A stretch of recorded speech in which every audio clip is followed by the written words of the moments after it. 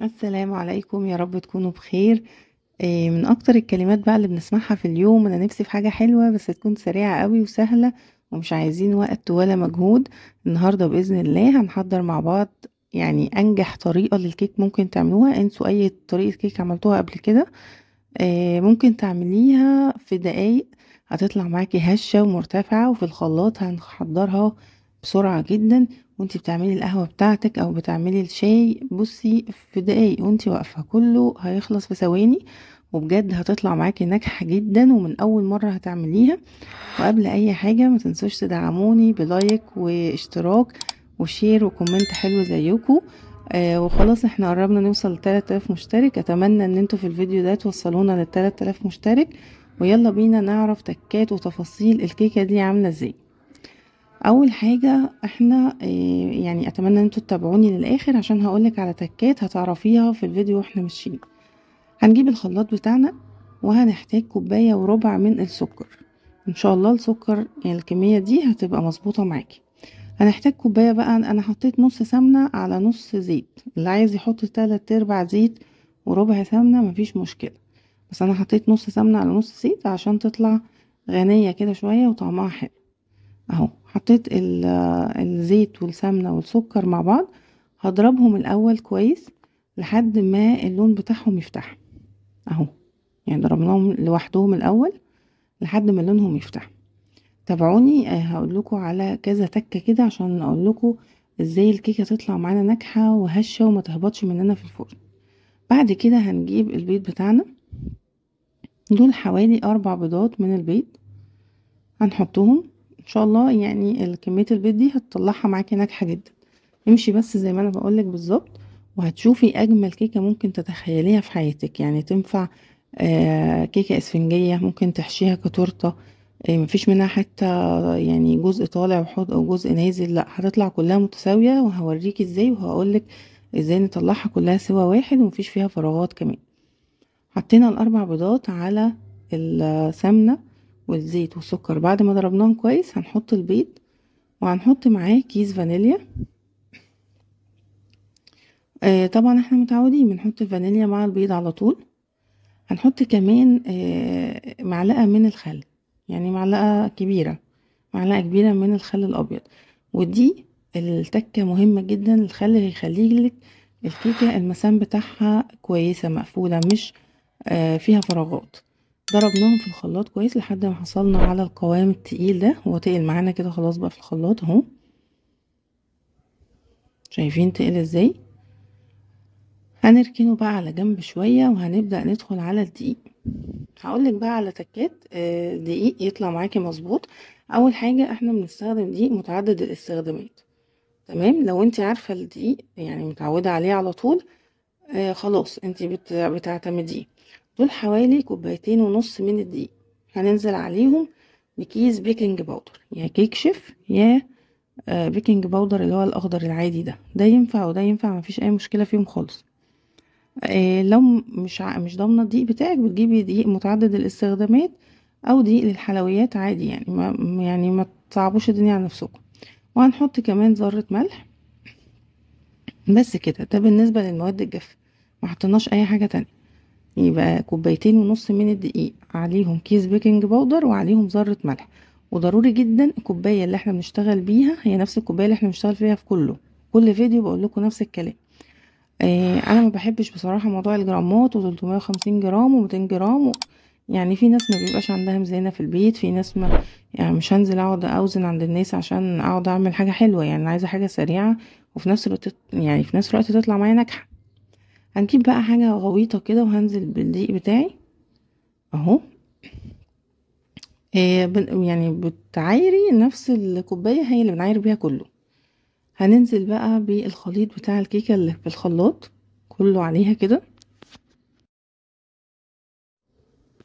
اهو. يعني ضروري ننزل كل اللي موجود في الخلاط عشان طبعا المعيار يبقى مظبوط، ما تسيبيش حاجه. فعشان كده بقول لكم تجيبوا الاسباتولا دي، بتبقى حلوه قوي في ان احنا نستخدمها، بتنزلك كل الحاجات اللي موجوده، ما بتسيبش اي حاجه بصراحه. المعالق الالومنيوم او المعالق الستانلس لا بتسيب بقى، متعرفيش تطلعي كله.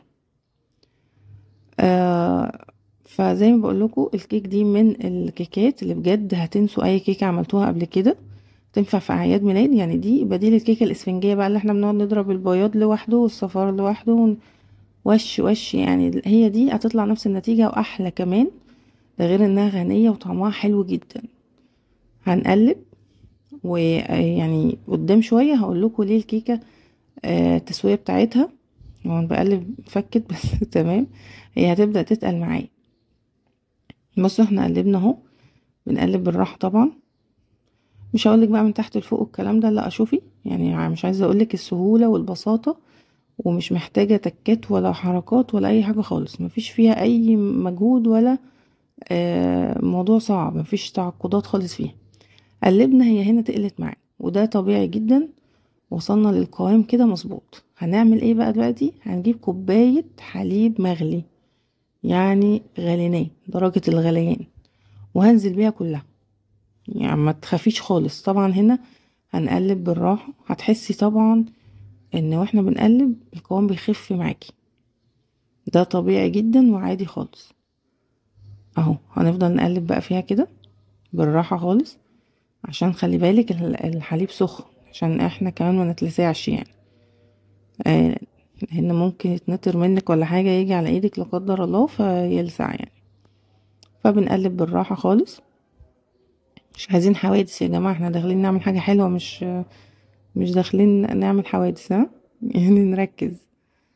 آه قلبنا كويس قوي بقى لحد ما خلاص القوام بتاعها بقى خفيف. بصوا ده طبيعي طبعا لان الحليب لسه سخن، فهيخلي لي الكيكه بتاعتي خفيفه عادي خالص. اهو ده القوام المظبوط اللي احنا عايزينه. حسينا انها بقت خفيفه معايا بالشكل ده كده، عادي خالص كده تمام كده، اصلا مظبوطه يعني. وصلنا للقوام ده فكده مظبوط. الحليب ما بنحطوش في الاول، بنحطه في الاخر خالص. وما تخافيش مش هيبوظ لك البيكنج باودر ولا هيبوظ مفعوله ولا اي حاجه نهائي. بالظبط كده. هقولك دلوقتي يعني ازاي تطلع معانا ما تهبطش، وازاي تبقى مظبوطه. جبنا بقى قالب، ده قالب وسط، بطناه طبعا بدقيق، وبنحط سمنه الاول او اي ماده دهنيه، وبنحط دقيق، وبنفضي الدقيق الزياده. وفضينا بقى الخليط بتاعنا زي ما انتم شايفين هو سايب طبعا علشان الحليب سخن. اهو نزلنا بيه كله مره واحده. لما نيجي ننزل خليط الكيك ما ننزلهوش على مرحلتين، يعني ما ننزلش نص وبعد شويه ننزل نص تاني، لا، لان اللي في نص التاني ده بينشف، فاحنا بنبوظ شكل الكيك، وبتلاقيه بقى هبط في النص. تمام. هنكون في الوقت ده بنسخن الفرن بتاعنا على درجة حرارة 180، وبندخل الكيك، وبعد نص ساعة يعني ما نفتحش عليها قبل نص ساعة. بعد نص ساعة بنفتح عليها بنختبرها، بنحط خلة في النص، طلعت معانا يعني ما فيهاش اي عجين من النص، خلاص كده كده ناجحة. اهو طالعة بقى كلها سوا واحد ازاي، مفيش بقى جزء طالع وجزء نازل ومفيش الكلام ده خالص. بنسيبها تبرد شويه. وبرده من الحاجات المهمه انها ما تهبطش معاكي ان احنا ما نطلعهاش على طول من الفرن، بسيبها يعني بقى بطفي عليها وبسيبها. انا هنا مشغلتش الشوايه خالص، انا مشغل تحت بس على درجه حراره 180، وبسيبها. بعد نص ساعه بفتح عليها بختبرها، قبل نص ساعه لا، عشان ما تهبطش معانا. ولما خلاص احس انها استوت بسيبها برضو في الفرن شويه، ما بخرجهاش على طول عشان الهواء اللي فيها ما يخرجش.